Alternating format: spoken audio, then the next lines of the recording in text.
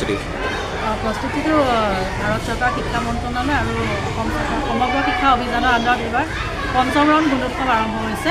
পঞ্চম ৰাউণ্ড গুণোৎসৱ আজি দ্বিতীয় দিন বহী মূল্যায়ন। কালি আমাৰ স্বমূল্যায়ন হৈ গৈছে।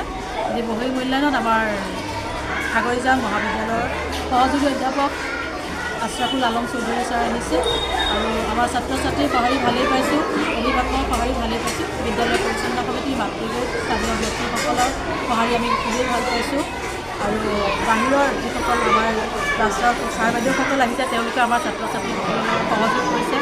আমাৰ ছাত্ৰ ছাত্ৰীয়ে পূৰ্ণ সহযোগ কৰিছে। হয় আৰু গুণোৎসৱৰ কাৰণে আমাৰ যিহেতু ক্লাছ ছাৰ বাইদেউসকল সলনা সলনি হৈছে। যিহেতু বাইদেউ এখন অতিকৈ পুৰণি স্কুল, প্ৰাথমিক স্কুল বুলি ক'বলৈ গ'লে এখন অতিকৈ এইটো একদম অতিকৈ পুৰণি স্কুল, তাৰ বিষয়ে কেনেকুৱা বাইদেউ? গুণোৎসৱত আপুনি থাকিবলৈ পাই কেনেকুৱা, মনৰ অনুভৱ কেনেকুৱা? সুখী অনুভৱ কৰিছোঁ, যিহেতু এইখন বিদ্যালয় 1960 চনত স্থাপন হৈছিলে। ইয়াৰ পৰা আমাৰ এতিয়া সন্মানীয় বিধায়িকা সীমামণি বৰা বটদ্ৰৱা সমষ্টি আৰু লাহৰীঘাট সমষ্টিৰ আসিফ মহম্মদ নাজাৰ ডাঙৰীয়া ইয়াৰ পৰাই গৈছে আৰু বহুতো বিভিন্ন বৰেণ্য ব্যক্তিসকল ইয়াৰ পৰাই সৃষ্টি হৈছে। আমি খুবেই সুখী হৈছোঁ আৰু মই এই বিদ্যালয়ত শিক্ষকতা কৰিবলৈ আহিবলৈ সুবিধাকণ পাই খুবেই গৌৰৱ অনুভৱ কৰিছোঁ। নিজকে বহুত শিক্ষক হিচাপে ধন্য মানিছোঁ। নমস্কাৰ। লক্ষ্মীনাথ বেজবৰুৱা প্ৰাথমিক বিদ্যালয় আজি প্ৰথম পৰ্যায় গুণোৎসৱ চলিছে নগাঁও জিলাত। কি ক'ব, তাত আপুনি আজি এক্সটাৰ্নেল উপস্থিত আছে? ভালেই লাগিছে। আজি প্ৰথম হয়, এইটো প্ৰথম পৰ্যায়ৰ প্ৰথম দিন। হয়, যিটো ল'ৰা ছোৱালীৰ কিন্তু সংখ্যাটো যথেষ্ট কম আৰু মাত্ৰ 10জন উপস্থিত আছে। চতুৰ্থ শ্ৰেণীত যিহেতু তেওঁলোকৰ ক'ভিডৰ সময়ৰ আছিলে, সেইকাৰণে ছাত্ৰ ছাত্ৰীৰ সংখ্যাটো অলপ কমিব বুলি কৈছে আৰু কমন শ্ৰেণীত এতিয়া লাহে লাহে বাঢ়িব ধৰিছে। হয়তো পিছলৈ হয়তো বাঢ়িব, কিন্তু শিক্ষক মাত্ৰ 2জনহে আছে। গতিকে সৰু ল'ৰা ছোৱালীক অলপমান 2জন শিক্ষকে কৰাটো তেওঁলোকক শৃংখলাবদ্ধভাৱে ৰখাটো অলপ সমস্যা হয়। আজি যিখিনি শিক্ষক দেখিছে তেওঁলোক ইয়াৰ নহয়, সকলো বাহিৰৰে হয়। অকল প্ৰধান শিক্ষক আৰু নডেল টিচাৰজনহে এইখন স্কুলৰ আৰু সেই হিচাপে তেওঁলোকৰ যদিও মাত্ৰ 10জন হয়, কিন্তু প্ৰত্যেকটো ক্লাছত এজন এজন শিক্ষক থকাটো দৰকাৰী আৰু এইটো মই অনুভৱ কৰিছোঁ।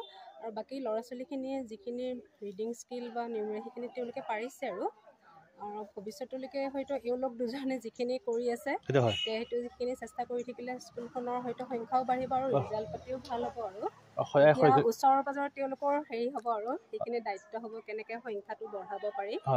তেতিয়া স্কুলখনৰ হয়তো ভৱিষ্যতটো উজ্জ্বল হ'ব আৰু লগতে এই বিদ্যালয় আহি পেলাই শৈক্ষিক পৰিৱেশটো কেনেকুৱা পাইছে?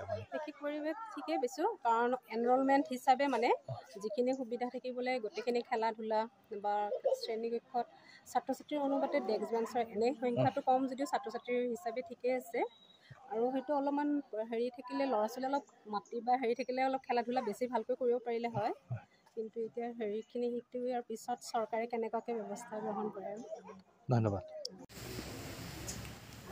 পৰম শ্ৰদ্ধাৰ আজিৰ সভাৰ সঞ্চালক ডাঙৰীয়া, সভাটো উপবিষ্ট মোৰ সেৱাস্থলী ভক্ত বৈষ্ণৱ আৰু বিদ্যান পণ্ডিতসকল বক্তৃতা দিবলৈ আশা হেৰাই গৈছে।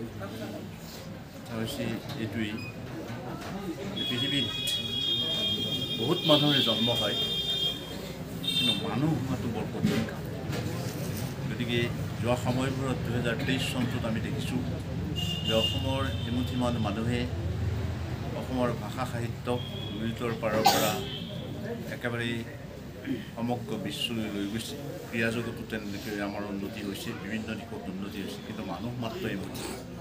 ঠিক তেনেকৈ আমি দেখিছোঁ যে সমাজখনৰ চাৰিওফালে এতিয়া কলুষিত আবহাৱাই আৱৰি পেলাইছে। চাৰিওফালে বিভিন্ন ড্ৰাগছ নামৰ বিষাক্ত বস্তুটোৱে আমাৰ উত্তৰ প্ৰজন্মটোক প্ৰায় নিঃশেষ কৰি আনিবলৈ ধৰিছে।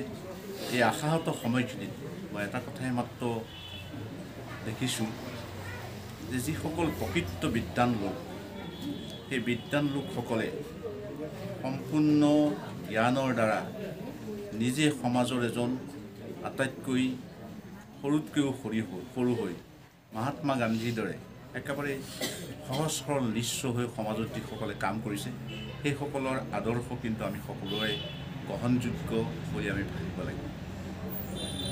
বীৰেন্দ্ৰ দাস ডাঙৰীয়া ঠিক তেনেগৰাকী ব্যক্তি আছিলে যিগৰাকী ব্যক্তি যথেষ্ট কষ্ট সহিষ্ণু মানুহ আছিল। গাঁৱত জন্মগ্ৰহণ কৰা প্ৰতিজন শিক্ষিত ল'ৰাই কিমান সংগ্ৰামৰ মাজেদি ডাঙৰ হ'ব লাগে সেইটো আপোনালোক সকলোৱে জানে। কষ্ট যথেষ্ট কৰিব লগা হয়। তাৰ মাজেদি এই মেধাৱী মানুহজনেই শিক্ষা গ্ৰহণ কৰি